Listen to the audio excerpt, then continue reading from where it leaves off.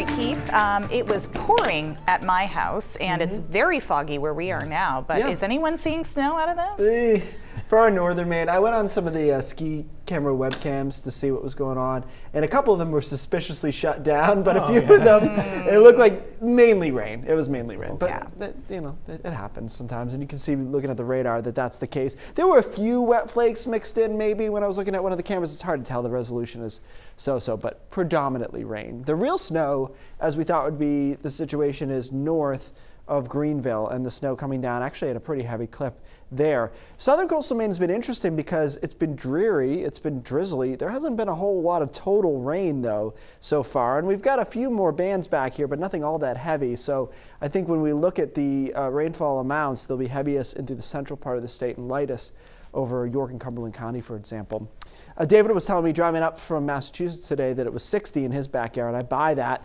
Crossed the border and we're into the 40s, and we got to the mid-40s today in Portland, which, take note of this, tomorrow will be in the mid-40s. Tell me how different the day feels, because we're going to have some sun kicking around tomorrow. So the last of the rain moves through around 10 o'clock tonight for most of us. Temperatures drop down to about freezing. So in the mountains, there will be some kind of hardening of the snowpack that occurs. It'll be pretty firm tomorrow morning. The rest of us, we end up in the mid-30s tomorrow morning, and actually quite a nice day. It's very similar to yesterday, where we're in the mid-40s with a lot of sun, maybe some upper 40s. I'd take the over on Portland on this model. I think it'll probably be 48, 49 degrees. And same with Sanford and Portsmouth. The rest of us in the mid-40s, just a nice afternoon. And we start that way on Saturday. We start with some sun, but clouds come in from southwest to northeast, and then eventually our precipitation shield moves in on Saturday afternoon.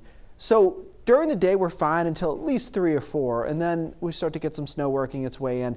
And the more I look at this storm, the less impressed I am by it. I mean, I think that the boundary layer temperatures along the coast are just no good. They're in the mid-30s through most of this, even overnight. So it's going to be really hard to accumulate. Inland, they're a little bit better, but we're still talking 33, a couple of 34s through the middle of the night on Saturday, so that's some accumulation, but it's not super effective. Meanwhile, we likely change over to plain rain along the coast sometime during the overnight hours on Saturday into Sunday morning. We end as a mixture of light snow in the mountains and light rain along the coast, and then we get this thing out of here. So all that to say that we've kind of kept pushing this map northwest, so it gets more and more bearish, if you will, where it's just a coating to an inch along the coastline, a slushy inch or two inland, and then 3 to 6 for the rest of the state, including for our northern Maine and the mountains. Maybe you get a 6 in the high terrain. Yeah, I don't know if we'll see a ton of that, though. This is interesting. So there was a storm for mid-next week on all the major computer models, the European, the GFS, the Canadian, which I never even talk about, all had it yesterday, and now they're all kicking it out to sea, which I'm not sure I've seen that before. So I'm still watching it for mid-next week because it's so weird that they all latched on and then they all disappeared, just dropped it. So we'll keep an eye on it. Either way, even if you get a couple inches of slushy snow here, look at those high temperatures Sunday, Monday, Tuesday, and this is what happens this time of year. Snow, yes. Snowpack, not usually. Not so much. All right, Keith. Keith, thank you.